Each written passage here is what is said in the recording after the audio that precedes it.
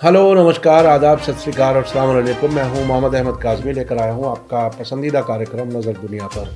Media star world लगातार आपको दुनिया भर की अहम खबरें पहुंचा रहा है। इस साल फरवरी में यूक्रेन जंग शुरू होने की वजह से कई अहम खबरों पर चर्चा नहीं हो रही।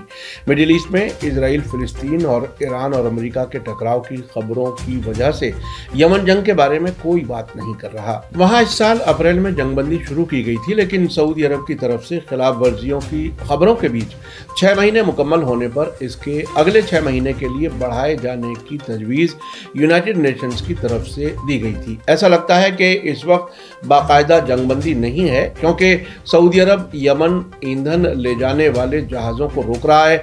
ताज़ा खबर है कि यमन के हूती अंसारुल्लाह ने अमेरिका, सऊदी अरब और यूनाइटेड अरब एमिरेट्स की यमन के खिलाफ लगातार कार्रवाइयों के लिए सख्त नुक्ताचीनी की है। पिछले एक हफ्ते में कम से कम 3 मौकों पर हूती अंसारुल्लाह ने अमेरिका के खिलाफ न सिर्फ बयानात दिए हैं, बल्कि धमकी दी है कि अगर वो सऊदी फौजी अलायंस को मदद देना जारी रखेगा तो इलाके में अमरीकी ठिकानों पर वो जवाबी कार्रवाई करेंगे। साथ ही सीरिया और इराक में अमरीकी फौजों के खिलाफ हमलों की खबर है।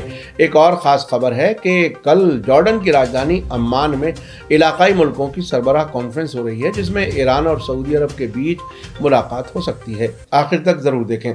अगर आपने अभी तक media star world YouTube channel subscribe नहीं किया है तो सब्सक्राइब कर लें और घंटी दबाना ना भूलें। और अगर आप फेसबुक पर देख रहे हैं तो हमारे पेज को लाइक करें, ताकि हर नई वीडियो की खबर आपको सही वक्त पर मिल सके। हूती अंसारुल्लाह ने अमेरिका के जरिए यमन में अमन बहाली की कोशिशों में रुकावट खड़ी करने के लिए नुक्ताचीनी की है। कल लेबनान के अलमायादीन टीवी से बात करते हुए अंसारुल्लाह रेजिस्टेंस मूवमेंट के एक सीनियर मेंबर अब्दुल वहाब अल महबाशी ने अमन बहाली की कोशिशों को नाकाम करने के लिए अमेरिका की मजम्मत की है। साथ ही धमकी दी है कि अगर अमेरिका सऊदी अरब के हमलों और यमन की घेराबंदी को सपोर्ट जारी रखेगा तो इस इलाके में अमेरिकी ठिकानों पर जवाबी हमले किए जाएंगे और ऐसा करना जायज़ होगा। इस बात पर जोर देते हुए कि यमनी फौजों और पॉपुलर फोर्सेस के लड़ाके अमेरिकी फौज की सपोर्ट वाले हमलों का सामना करने के लिए तैयार हैं। उन्होंने कहा कि जब यमनी नेशन के सब्र की हद ख़त्म हो जाएगी तो वे अमेरिका को भारी झटका देने के लिए हथियार और दूसरे तरीक़ों समेत कुछ भी इस्तेमाल करेंगे, क्योंकि अमेरिका सबसे पहला दुश्मन है और यमन में सभी हमलावरों को सपोर्ट करता है। इसके अलावा हूतियों की सुप्रीम पॉलिटिकल काउंसिल के जनरल सेक्रेटरी यासर अल होरी ने 2 दिन पहले कहा है कि अमेरिका यमन पर नाकेबंदी तेज करने के लिए सऊदी अरब और यूएई पर दबाव बढ़ा रहा है। उनके मुताबिक ये अमेरिका ही है जो यूनाइटेड नेशंस की कोशिशों वाली जंगबंदी बढ़ाने की कोशिशों में रुकावट खड़ी कर रहा है। अमेरिका सऊदी अरब और यूनाइटेड अरब एमिरेट्स को हुदैदा बंदरगाह और सना एयरपोर्ट पर घेराबंदी सख्त करने के लिए दबाव डाल रहा है। अंसारुल्लाह रेजिस्टेंस मूवमेंट के सीनियर मेंबर अब्दुल वहाब अल महबाशी ने कहा कि जो बाइडन सरकार ने यमन में सऊदी फौजी अलायंस की जंग में गैरकानूनी अमरीकी हिस्सेदारी को रोकने के लिए सीनेटर बर्नी सैंडर्स के बिल की मुखालिफत की है, जिस पर पिछले हफ्ते अमरीकी सीनेट में वोटिंग की उम्मीद थी। उन्होंने कहा कि बाइडन ने अपने इलेक्शन कैंपेन में खुद को अमन का फरिश्ता दिखाने की कोशिश की थी, यहाँ तक कि यमन जंग में सऊदी अरब को दी जाने वाली अमरीकी सपोर्ट रोकने का वादा किया था। लेकिन अब यह साफ है कि जो बाइडन सऊदी अरब के यमन के खिलाफ हमलों और गुनाहों में हिस्सेदारी जारी रखना चाहते हैं। हूती लीडर महबाशी ने जोर देकर कहा कि बाइडन हुकूमत अमरीकी अवाम के साथ साथ इंटरनेशनल कम्युनिटी को धोखा दे रही है और वो सऊदी जंग को ख़त्म करने की किसी भी पहल में रुकावट डाल रही है। अमरीकी सरकारों के बीच कोई फ़र्क नहीं है, क्योंकि वे अमन और ह्यूमन राइट्स की परवाह नहीं करते। वो टेररिस्ट हुकूमत हैं जो दुनिया के मुल्कों पर हमलों के लिए जिम्मेदार हैं। साथ ही महबाशी ने कहा कि सऊदी लीडरशिप वाला फौजी अलायंस यमन के लोगों की इच्छा शक्ति यानी विल पावर और मजबूती को तोड़ने में नाकाम रहा है। हमारे लोग आखिरी जीत के लिए सभी तकलीफ़ों को बर्दाश्त करने के लिए पूरी तरह से पाबंद हैं। इससे पहले हूती अंसारुल्लाह ने 14 दिसंबर दिसंबर को कहा था कि यमन में अमरीकी फौज मौजूद है और वो अमन बहाली में रुकावट डाल रही है।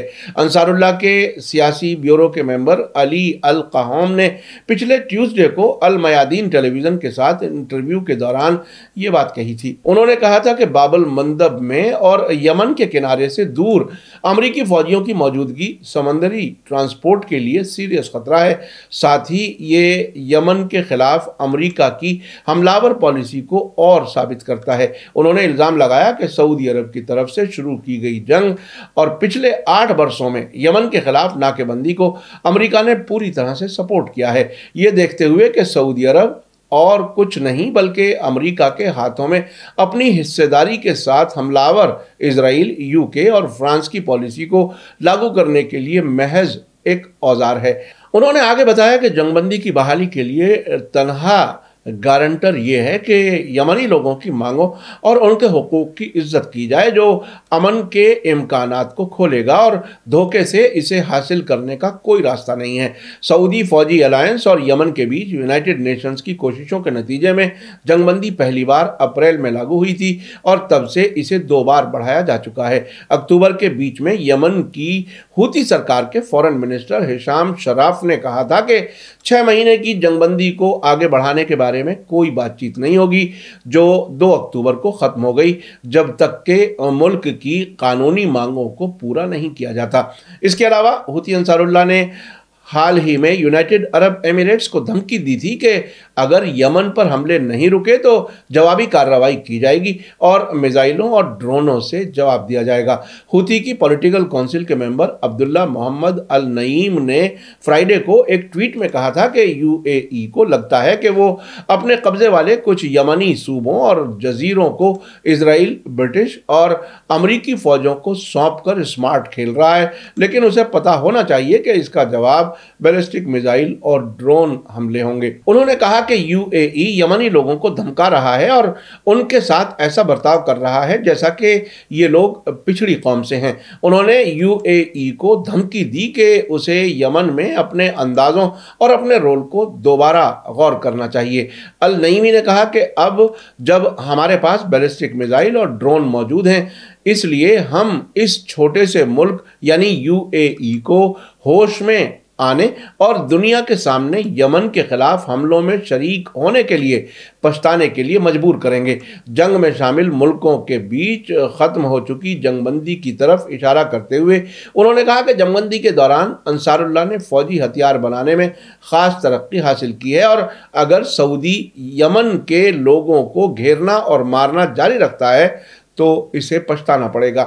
इसी बीच खबर है कि 4 दिन पहले सऊदी फौजी अलायंस ने यमन जाने वाले 2 और ईंधन जहाज़ों को जब्त कर लिया है और हुदैदा बंदरगाह पर डॉकिंग करने से रोक दिया है। यमन पेट्रोलियम कंपनी YPC के एक स्पोक्सपर्सन एसमल मुतवक्किल ने हाल ही में कहा था कि सऊदी फौजी अलायंस ने कॉस्मोग्राफ और डेटोना नाम के जहाज़ों को जब्त किया है, जो हज़ारों टन डीजल ईंधन ले जा रहे थे। आपको बता दूं कि सऊदी अरब ने मार्च 2015 में यमन के खिलाफ जंग शुरू की थी, जिसका मकसद अब्द रब्बू मंसूर हादी की सऊदी अरब की पसंद की सरकार को फिर से कायम करना और हूती अंसारुल्लाह मूवमेंट को कुचलना था, जो यमन में सरकार की गैर मौजूदगी में मुल्क के मामलों को चला रहे हैं। 7 साल गुजर गए लेकिन सऊदी अपने किसी भी मकसद में कामयाब नहीं हो सका। जंग में हज़ारों यमनी लोग मारे जा चुके हैं और ये गरीब तरीन अरब मुल्क दुनिया के सबसे ज़्यादा इंसानी क्राइसिस से गुजर रहा है। इस जंग के दौरान सऊदी फौजी अलायंस को अमेरिका और ब्रिटेन सीधे हथियार, रसद और सियासी सपोर्ट देते रहे हैं। जंग के दौरान सऊदी के जरिए यमन की घेराबंदी भी जारी है। आइए अब चलते हैं सीरिया और इराक से आने वाली खबरों की तरफ। सीरिया के पूर्वी हिस्सों में अमरीकी फौजी छावनी पर हमला हुआ है। कल देर जोर में अमरीकी फौज के जरिए कब्जा की हुई सीरियाई फौजी छावनी के पास के इलाके में रॉकेट हमले हुए हैं। ये हमले ऐसे वक्त में हुए हैं जबकि अमेरिका सीरिया के तेल से मालामाल इलाकों के नेचुरल रिसोर्सेज लूटने के लिए और ज़्यादा फौजी तैनात करना चाहता है। लोकल सोर्सेज का हवाला देते हुए रूस की स्पुतनिक न्यूज़ एजेंसी ने बताया है कि सैटरडे की शाम अमरीकी कंट्रोल वाले अल उमर तेल इलाके के आसपास मिसाइल आकर गिरे। हमले के बाद अमरीकी फौजी जहाज़ों ने इलाके के ऊपर तेजी से उड़ानें भरी। अब तक किसी ने हमले की जिम्मेदारी नहीं ली है। अमेरिकी फौज ने लंबी मुद्दत से अपनी फौजों और हथियारों को नॉर्थ ईस्ट सीरिया में तैनात किया हुआ है। पेंटागन का दावा है कि तैनाती का मकसद इलाके में तेल के इलाके को दाइश टेररिस्ट के हाथों में पड़ने से रोकना है। सीरिया सरकार हालांकि अमेरिकी तैनाती का मकसद मुल्क के नेचुरल रिसोर्सेज को लूटना मानती है। अमेरिका के साबिक प्रेसिडेंट डोनाल्ड ट्रंप ने कई मौकों पर कबूल किया था कि तेल हासिल करने के लिए सीरिया में अमेरिकी फौज मौजूद है।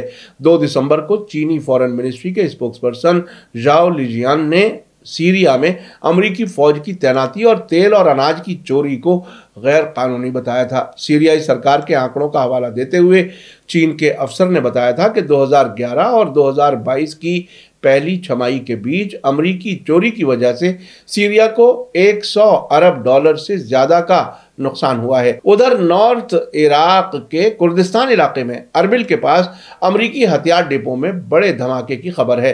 हजदल शाबी से ताल्लुक रखने वाले साबरीन न्यूज़ टेलीग्राम चैनल के मुताबिक यह धमाका अरबिल सूबे के काबत जिले के कानी किरजला इलाके में हुआ है।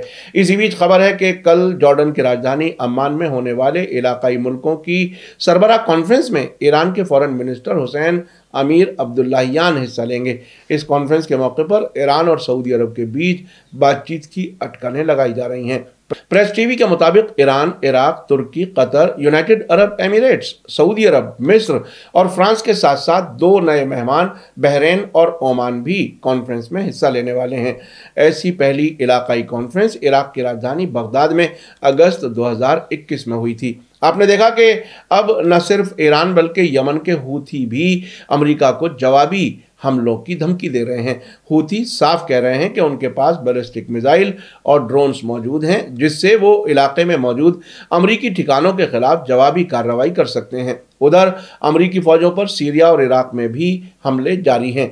इराकी कुर्दिस्तान में हमले होना अमेरिका के लिए बड़ा चैलेंज है। साथ ही ईरान इलाके के मुल्कों से ताल्लुकात बेहतर करने के लिए अम्मान में होने वाली कॉन्फ्रेंस में हिस्सा ले रहा है, जहां ईरान और सऊदी अरब के बीच बात हो सकती है।